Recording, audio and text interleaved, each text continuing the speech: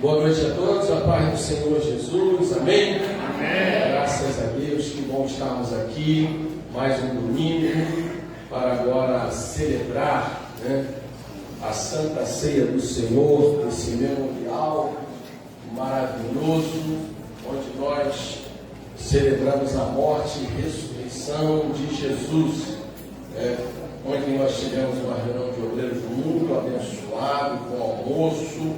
Aqui eu quero parabenizar as irmãs que prepararam aquele almoço maravilhoso, que Deus continue abençoando vocês, em nome de Jesus, tá bom? E aquela perguntinha tradicional: onde você estava hoje às 9h30 da manhã?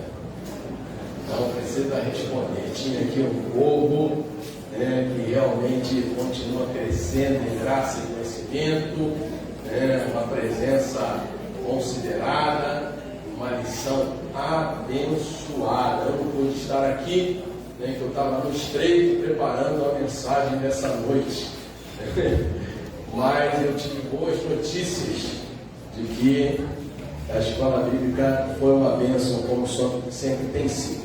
Então, para ganhar tempo, queria convidar você a abrir a sua Bíblia no Evangelho de João, capítulo de número 10. Nós vamos ler aí 3 versículos.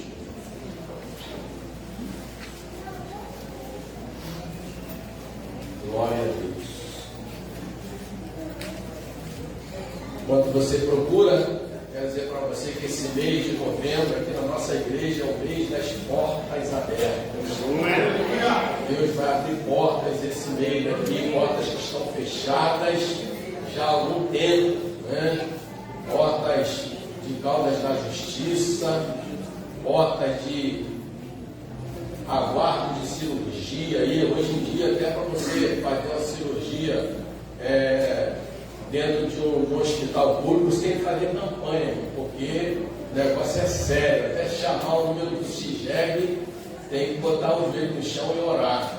Mas em nome de Jesus, esse mês vai abrir portas que estão fechadas, amém? Então vamos ler esse texto aí, vocês me acompanham aí. Diz assim: tornou, pois, Jesus a dizer: em verdade vos digo que eu sou a porta das ovelhas. Todos quantos vieram antes de mim são ladrões e salteadores, mas as ovelhas não os ouviram. Eu sou a porta. Se alguém entrar por mim, salvar-se-á, entrará e sairá e achará pastagem.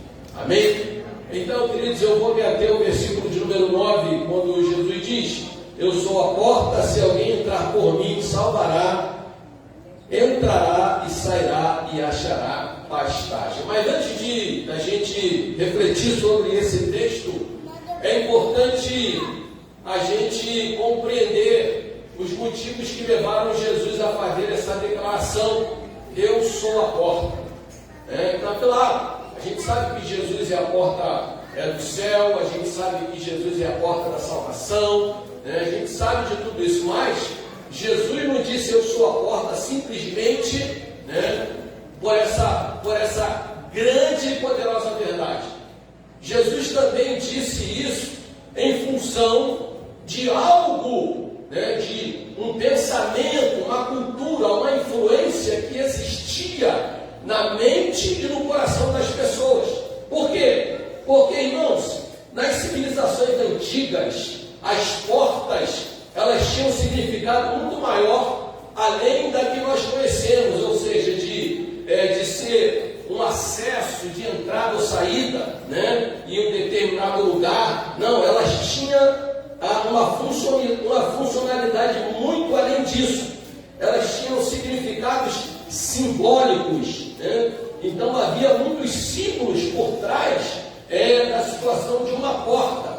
Haviam símbolos espirituais, haviam símbolos culturais, haviam símbolos sociais, históricos, que envolvia a questão da existência de uma porta, porque antes do povo habitar dentro de cidades, as civilizações antigas, as religiões antigas tinham um pensamento acerca de que existia um portal onde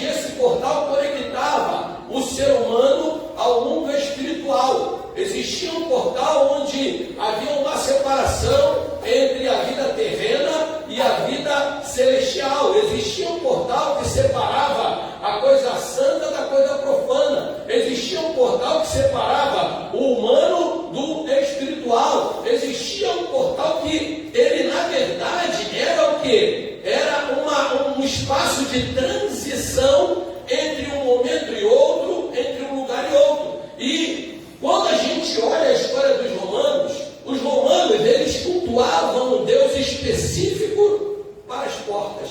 Vocês sabiam disso?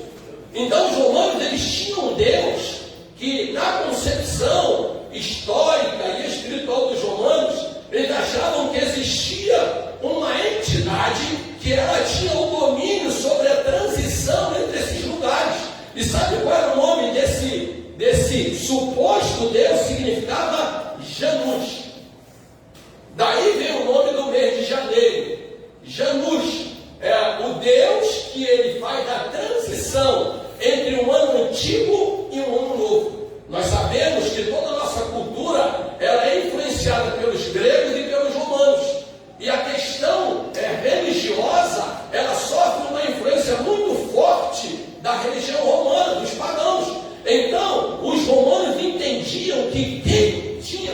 Desliga, por favor, esse ar-condicionado aqui. Os romanos entendiam que quem tinha o poder, quem tinha a autoridade de acessar ou de dar acesso a essa transição, a essa mudança de vida, de estado, de localização, era esse Deus chamado Janus. Ele era o começo e o fim de todas as transições. E ele era representado por uma imagem de duas faces, olhando em direções diferentes. Então era uma imagem de um homem com duas faces, um olhando para um lado, outro olhando para o outro, mostrando e revelando que ele era o Deus que tinha o poder de fazer essa transição, ou seja, ele era o início e o fim. Aí então a gente vai entender por que Jesus disse: eu sou Alfa, o Ômega, o princípio e o fim. Ele estava dizendo, primeiro, não é Janus que faz a transição do homem do terreno para o espiritual, não é Janus que faz a transição do santo para o profano, do profano para o santo, não. Quem tem esse poder sou eu. Por isso disse, eu sou. Por isso que ele usou, eu sou. Ele disse várias vezes, eu sou o Alfa, o Ômega. Ele disse, eu sou a minha verdade e a vida. Eu sou o pão da vida, eu sou a ressurreição e a vida. Eu sou. Ele usou o termo que Deus se revelou a Moisés. Então não foi simplesmente por isso, pelo fato dele só dizer que ele era a transição, não. Ele quis dizer para aquele povo o seguinte: Janus não tem poder algum sobre transição entre o espaço e o outro. Todo o poder está concentrado nas minhas mãos. Ele disse, eu sou a porta. Porque o povo procurava uma porta de saída, uma porta de escape, uma porta de esperança. E os judeus, eles foram influenciados por essa visão, ou por esse entendimento pagão. Eles acabaram se esquecendo de que Jerusalém era a cidade da promessa. Jerusalém foi a cidade que Deus permitiu ser erguida, e Ele colocou ali a promessa da sua presença. E aí, quando nós voltamos no livro de Neemias, nós vamos ver que Jerusalém tinha 12 portas. E cada uma dessas portas tinha um significado. Cada uma dessas portas apontavam para Jesus. Então, todas aquelas portas que existiam em Jerusalém apontavam para Jesus, que é a porta. Então, a mensagem que eu quero compartilhar com vocês hoje é: a porta maravilhosa está aberta. Diga para 2 ou 3 pessoas, fala, a porta maravilhosa está aberta. Ah, porque essa porta é maravilhosa, porque ela não é só grande, porque ela não só é linda, porque não é só formosa, ela é maravilhosa, porque essa porta nos dá acesso a coisas extraordinárias, as coisas maravilhosas do mundo celestial. Tem alguém comigo? Eu estou sozinho aqui nessa noite. Oh, bendito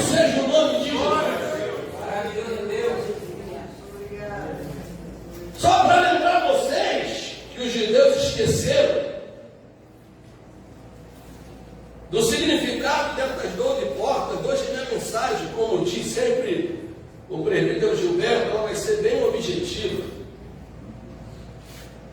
Então, 12 portas, vou lembrar vocês dessas 12 portas. Então, primeiro, porta velha representava as tradições culturais e religiosas. Porta das ovelhas representava o lugar por onde as ovelhas passavam. Porta dos peixes era o lugar por onde os pescadores entravam e saíam para ir à pesca. Porta dos vales era o lugar onde as tropas saíram para os campos de batalha. Tropa das fontes dava acesso às fontes de águas potáveis. Porta das águas, por onde os sacerdotes passavam, levando água para o templo, para a cerimônia da purificação. Porta dos cavalos, era a porta por onde os cavalos entravam e saíam. Porta dos montouros, eram as portas onde os lixos da cidade eram retirados. Porta do gado, por onde o gado que ia ser sacrificado passava. Porta de Efraim, a porta do encontro para as festas do tabernáculo, e significava lugar de prosperidade. Porta da guarda, onde os soldados vigiavam a cidade. E porta oriental, por onde o Messias passaria. Aleluia! Então, 12 portas, cada uma com um significado, e todas elas apontavam para Jesus.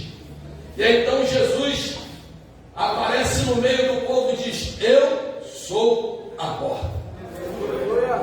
Ele não disse eu sou uma das portas, eu sou a, ou seja, ele quer dizer, todas as portas da cidade e do templo estão convergindo através da minha pessoa, porque eu sou a porta maravilhosa que vou cumprir tudo aquilo que simbolizava cada porta da cidade na vida de vocês. Tem alguém entendendo essa mensagem nessa noite? Levante a tua mão e exalte o nome de Jesus.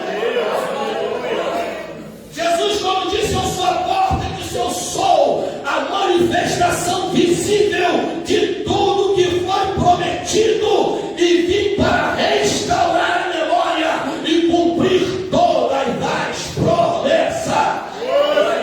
Oh, bendito seja o nome de Jesus. Aleluia!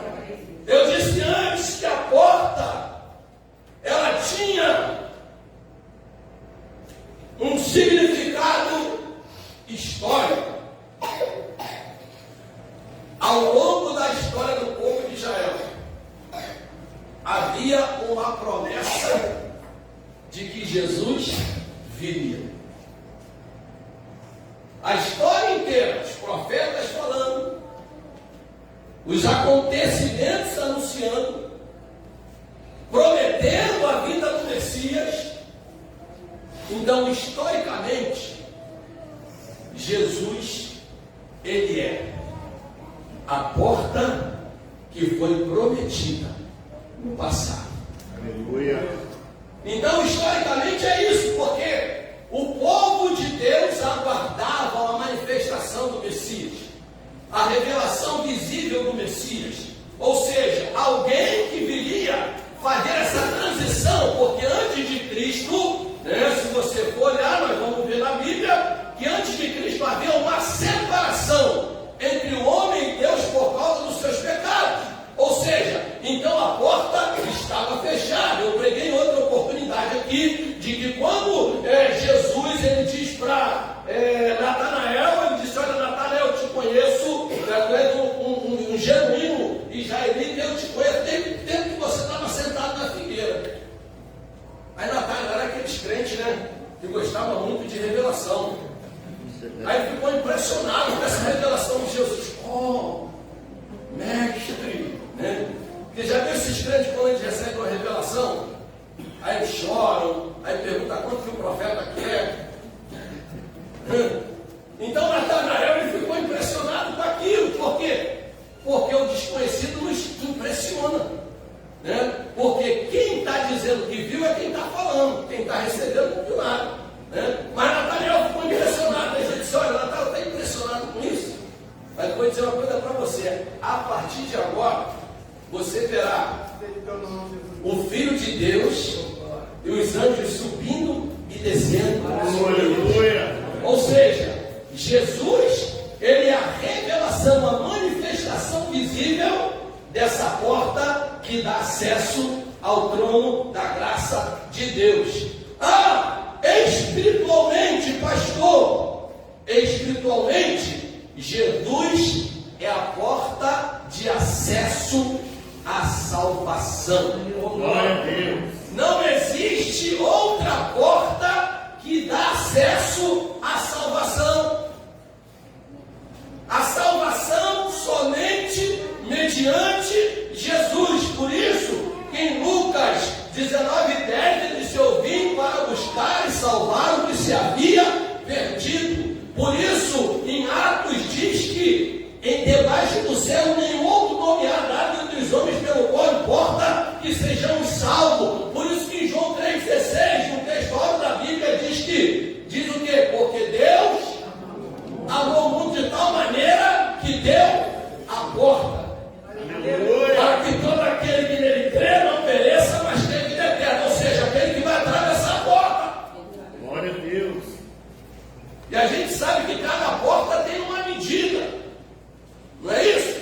Não adianta você querer colocar uma porta de uma medida num vão com a medida diferente. Olha aí. O Diácono Alexandre sabe muito bem isso. Quando a gente estava tentando comprar a porta para botar na filial lá de Vasconcelos, a gente levou a medida para a loja e o cara deu uma medida errada para a gente. O vão estava lá, mas se a porta não encaixasse no vão, não adiantava. Só que o Alexandre, como ele é um MacGyver, todo mundo sabe que é MacGyver, né? Aquele personagem que fazia de tudo naquele programa. O Alexandre foi lá e conseguiu reduzir o tamanho, né, do quadro da porta. E aí falou: pastor, a porta está colocada em nome de Jesus. Então ele deu um jeito. Só que para entrar no céu não tem jeitinho. Se a gente não se enquadrar na medida estabelecida pelo Filho de Deus, nós vamos bater e voltar. Meu Deus. Tem uma medida, queridos. A medida, a estatura de Deus, do Filho perfeito.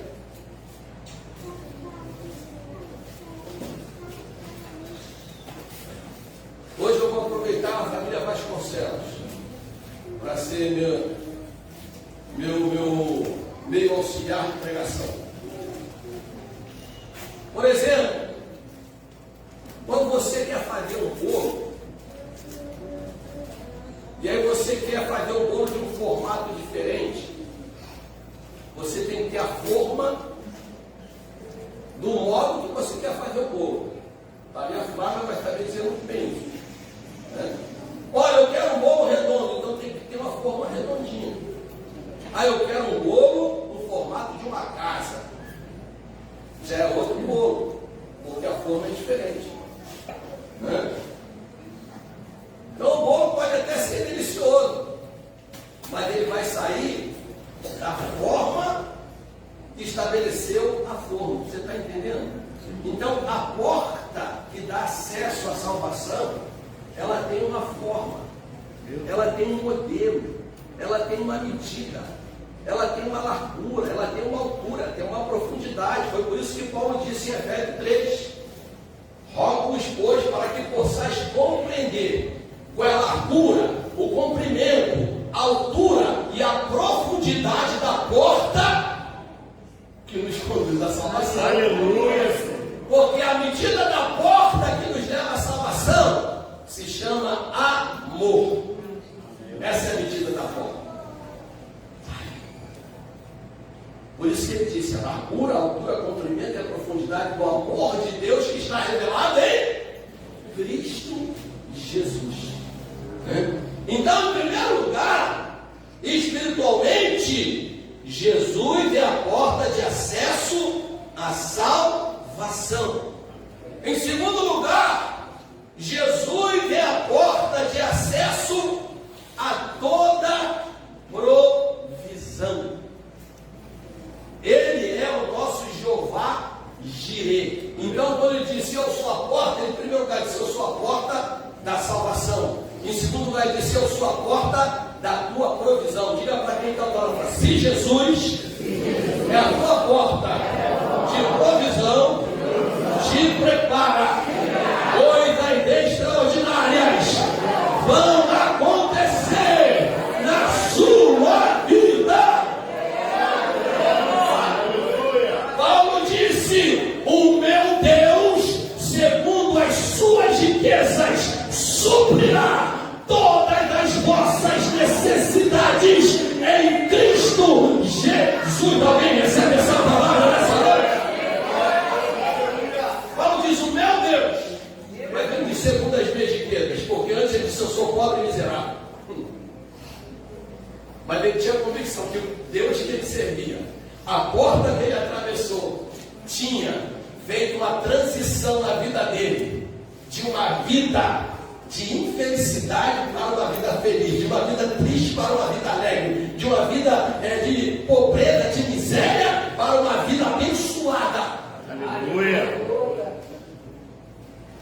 Tinha saído de uma vida de lutas para uma vida de vitória. Por isso que em João 10, na parte dele diz: eu vim para que tenham vida e a tenham com abundância. Então, Jesus, espiritualmente, é a porta da salvação, é a porta da provisão e a porta da proteção. Aleluia. Salmo 46 diz o quê? Deus é o nosso refúgio e fortaleza, socorro bem presente na hora da angústia, pelo que não temeremos, ainda que a terra se mude, os montes se transportem para o meio dos mares. Há um rio cuja cidade alegra ao Senhor, e todas as coisas serão. Aleluia. Ela não será abalada, porque ela está escondida em Cristo. O Salmo 91 diz o quê? Aquele que habita nos esconderijos do Altíssimo, ou seja, aquele que atravessou a porta. Meu Deus. Aquele que atravessou a porta, como disse Paulo em Colossenses, que saiu do império das trevas e foi transportado para o reino do Filho do seu amor. Diga com carinho para quem está pensando: se você atravessou essa porta já, fica tranquilo, Ele vai te guardar, Ele vai te proteger. Deus sempre vai enviar um socorro, irmão. Deus vai sempre enviar um escape. Quando eu e você não estivermos aguentando mais, Ele de repente aparece e traz a resposta e a solução. Bendito seja o nome de Jesus. Eu falei que historicamente ele é o cumprimento da porta prometida.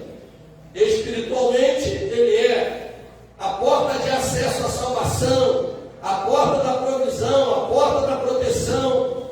Mas eu disse também que a porta ela tinha simbolicamente um significado também que remontava a cultura de um povo. O que compõe a cultura de um povo? O que compõe a cultura de um povo são os seus valores, são as suas crenças e a sua identidade. Isso caracteriza um povo, uma nação, dentro de um contexto cultural. No contexto político, a soberania. No contexto econômico, é o poder econômico. Mas eu estou falando no contexto cultural. No contexto cultural, o que caracteriza uma nação é o que? Seus valores. É o que? As suas crenças. São ou é a sua identidade. O povo de Israel estava perdendo a concepção dos valores estabelecidos por Deus. O povo de Israel, por influência das religiões pagãs, estavam perdendo o entendimento da verdadeira fé. O povo de Israel, devido às influências dos impérios anteriores que subjugou o povo hebreu, estava perdendo sua identidade. Só que Jesus veio para restaurar todas essas coisas. Olha o que diz aqui em Colossenses, capítulo de número 1, versículo de número 20. Eu vou ler aqui alguns textos, antes de chegar no 20. Diz assim, ó,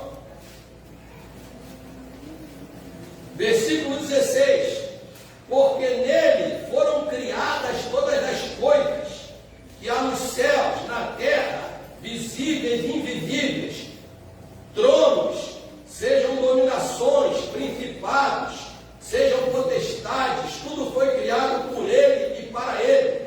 E ele é antes de todas as coisas tudo existem por ele. E ele é o cabeça do corpo da igreja, é o princípio, é o primogênito dentre os mortos, para quem tudo tem a preeminência, porque foi do agrado do Pai que toda a plenitude nele habitasse. Versículo 20 agora: e que havendo por ele feito a paz, pelo sangue da cruz, por meio dele se reconciliasse, ou seja, se restaurasse, tudo se concentrasse, convergesse na pessoa de quem? Consigo mesmo, todas as coisas, tanto as que estão na terra, como as que estão nos céus. Ou seja, Jesus veio como uma porta para ser o acesso da restauração dos princípios e valores que estavam sendo destruídos. No Salmo de número 11, versículo 3, se eu não me engano, ou 3:11, diz que o salmista faz um questionamento naquela época, há 1000 anos antes de Jesus. Ele disse: eis que os fundamentos se transtornam, o que pode fazer o justo? Ou seja, o salmista falou isso aproximadamente 1000 anos antes de Jesus. Os fundamentos já estavam sendo transtornados, né? A mentira já estava começando a prevalecer sobre a verdade. A injustiça estava prevalecendo sobre a justiça, né? O engano prevalecendo sobre a verdade. Então Jesus veio para restaurar. Aleluia. Tanto é que ele começa o seu ministério no Sermão do Monte, falando sobre a ética do reino de Deus. Ele começa a dizer: bem-aventurado os pobres de espírito. Depois diz: bem-aventurados que choram. Bem-aventurados que têm fome e sede de justiça. Jesus veio mudar o paradigma. Jesus veio se contrapor ao sistema terreno. Sabe por quê? O crente e a igreja andam na contramão do mundo. Eu disse aqui uma vez, não lembro se foi na escola dominical, né? Normalmente, por exemplo, vou usar exemplo aqui dos bombeiros, né? Quando tem algum local pegando fogo, o que normalmente acontece com o povo? Não os curiosos. Os curiosos hoje correm para tirar foto e botar nas redes sociais. Mas normalmente quem está envolvido naquela questão do incêndio, eles começam o quê? Correr, pedir por socorro. É a mesma coisa numa situação de violência, né? Eles começam a fugir daquele ambiente hostil, né?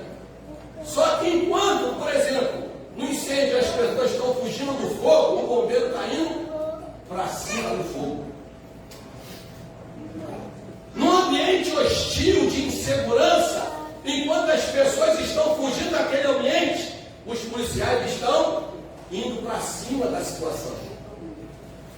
Então, foi exatamente isso que Jesus fez, que a igreja tem que fazer. A igreja tem que andar na contramão do mundo.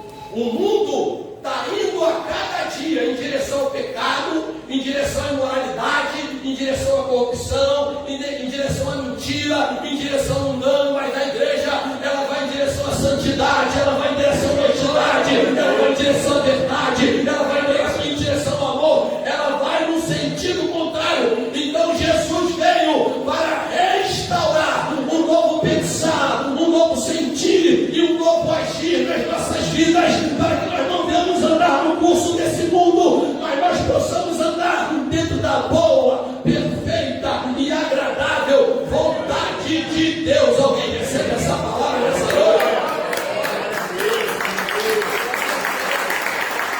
Jesus é a porta que veio restaurar a fé do povo.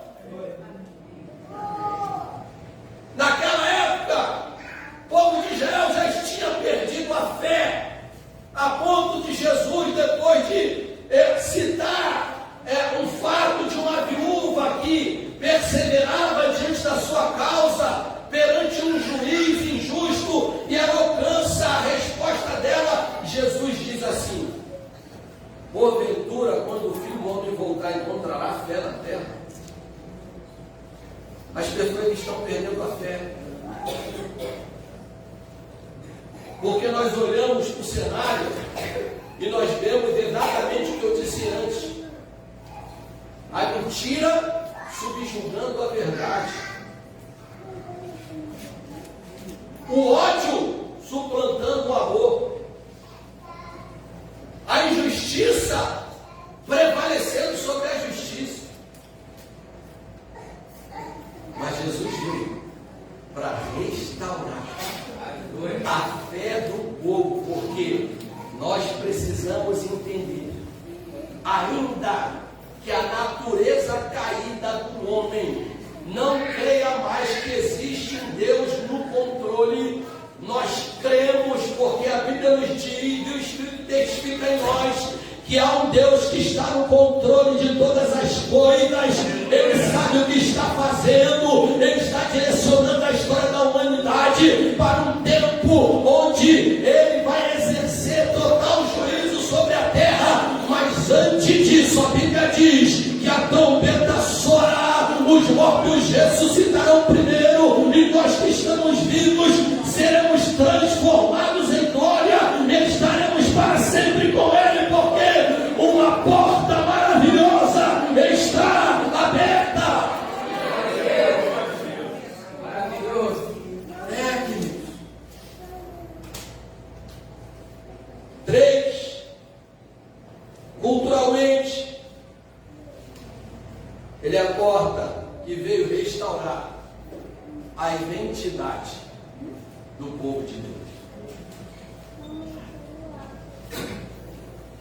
Eu disse aqui anteriormente, no passado a identidade ela estava mais relacionada ao nome das pessoas. Quem estava aqui no domingo passado vai se lembrar disso.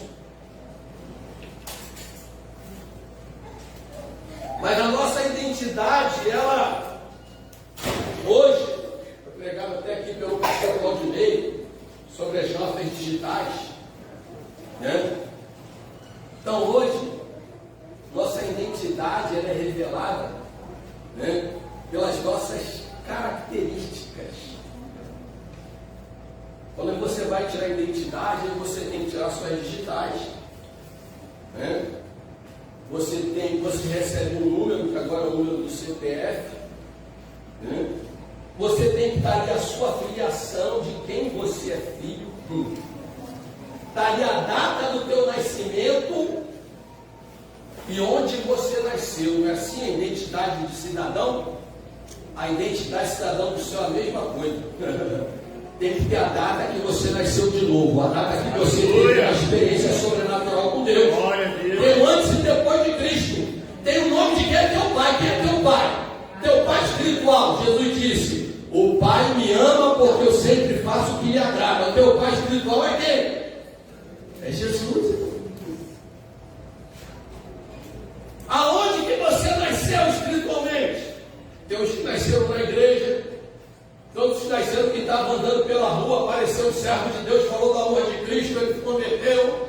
Tem outros que nasceram no leito de um hospital, já nas últimas. Tem outras que nasceram depois de um acidente. Cada um tem um lugar onde nasceu, mas não importa o lugar. O que importa é que um dia você se tornou uma nova criatura e passou a se tornar filho de Deus. Ele veio restaurar a nossa identidade.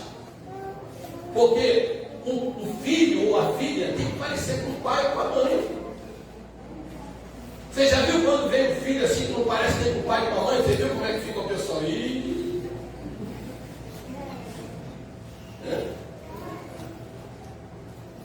Então, quando vem restaurar nossa identidade, ele vem nos fazer entender que nós precisamos ser parecidos com ele. Aleluia. Porque haverá um dia que nós seremos semelhantes a ele. João disse isso. Mas agora, na nossa caminhada, nós vamos caminhando dia após dia, nos tornando mais parecidos com ele. Ah, pastor, como é que eu me torno parecido com Cristo? Quando alguém te ofender, você, em vez de dar o troco, você pergunta. Quando você for levado para ser tentado, você vence a tentação e se sujeita a Deus. Mas tornou parecido com ele. Quando alguém pede a tua túnica, você entrega a capa.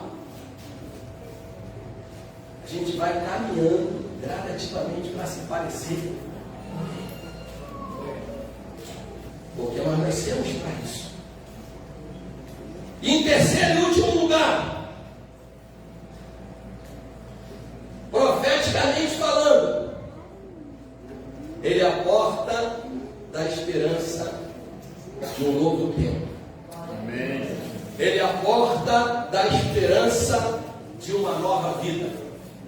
Ele é a porta da esperança de uma vida eterna de paz, alegria, segurança e prosperidade. Glória a Deus. Profeticamente, ele é a esperança de algo novo. Sabe, irmãos, como igreja, se nós atravessamos essa porta, nós não podemos deixar as circunstâncias, as lutas do dia a dia, roubar essa esperança, roubar essa expectativa. Sabe? Quando você está com um problema de saúde e você vai ao hospital e você atravessa a porta do hospital, com a sua expectativa? A igreja está aí, sim ou não?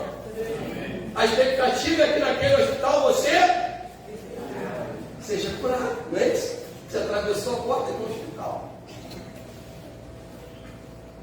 Se você está desempregado, e aí você vai a uma agência de emprego, e você atravessa a porta que dá acesso à sessão de RH e encontra a irmã Conceição lá. Ah, qual a sua expectativa? Sair empregado. Né? Se você atravessa a porta de uma padaria, qual é a tua expectativa de encontrar naquela padaria? Pão. Se você atravessa a porta da salvação, da provisão, da proteção, da promoção que é Cristo, o que é que você espera nele? Um novo tempo, novas expectativas. Você espera coisas extraordinárias, querido. Então, se você atravessou essa porta maravilhosa, te prepare, creia, não desista. Ele está trabalhando em seu favor. Oh, bendito seja o nome de Jesus. Foi por isso que ele disse em Apocalipse 21:15: eis que faço nova todas as coisas. Sacode quem está no teu lado e fala: ei, se você atravessou a porta, te prepara para viver um novo tempo para a glória de Deus. Eu vou encerrar agora aqui, voltando para as portas. Todas as portas convergiam em Jesus, como eu disse, como porta das ovelhas. Era o acesso das ovelhas aos pastos verdejantes. Como porta dos peixes, ele é a porta que capacita cada um de nós para o chamado de pescar a ós. Como porta velha, ele é a porta que cumpriu todas as tradições, leis e costumes do Antigo Testamento, e estabeleceu a aliança da graça, a aliança perfeita. Como porta dos vales, ele está contigo nas horas e nos dias difíceis. Como porta da fonte, ele é a fonte de água viva que brota continuamente de dentro de nós. Como porta das águas, ele é a água que nos lava, que nos purifica, que nos limpa, que nos santifica. Como porta dos cavalos, ele é a nossa força e fortaleza no dia da angústia. Como a porta da guarda, ele é o guarda fiel que nos protege e vigia 24 horas por nós. Como a porta de Efraim, ele é aquele que nos leva a um tempo de prosperidade. Como a porta do gado, ele é o sacrifício perfeito. Como a porta oriental, ele é o nosso Messias, o nosso Salvador, o nosso Rei dos Reis e Senhor dos Senhores.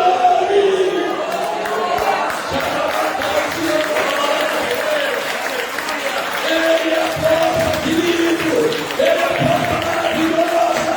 Aí ele disse: aquele que entrar por essa porta entrará e encontrará pastagem. E nós estamos aqui diante do memorial que representa essa porta. E nós temos dois elementos aqui que simbolizam o corpo e o sangue de Jesus. Através da morte e ressurreição de Jesus, a porta se abriu. Aleluia. Através de um sacrifício maravilhoso, essa porta se abriu. Quando Jesus morre, a Bíblia diz que houve terremoto sobre a face da terra. As pedras se estremeceram. Os mortos saíram dos sepulcros. E ele disse: entrego nas tuas mãos o meu espírito. E a Bíblia diz que o véu se rasgou de alto a baixo. Ou seja, a porta está aberta. Vamos ficar de pé em nome de Jesus. Nós vamos celebrar hoje essa porta maravilhosa que é Jesus. Essa porta que nos dá acesso a todas as bênçãos celestiais nos lugares celestiais. A porta que nos fez passar por ela e nos tornarmos herdeiros de todas as bênçãos de Deus.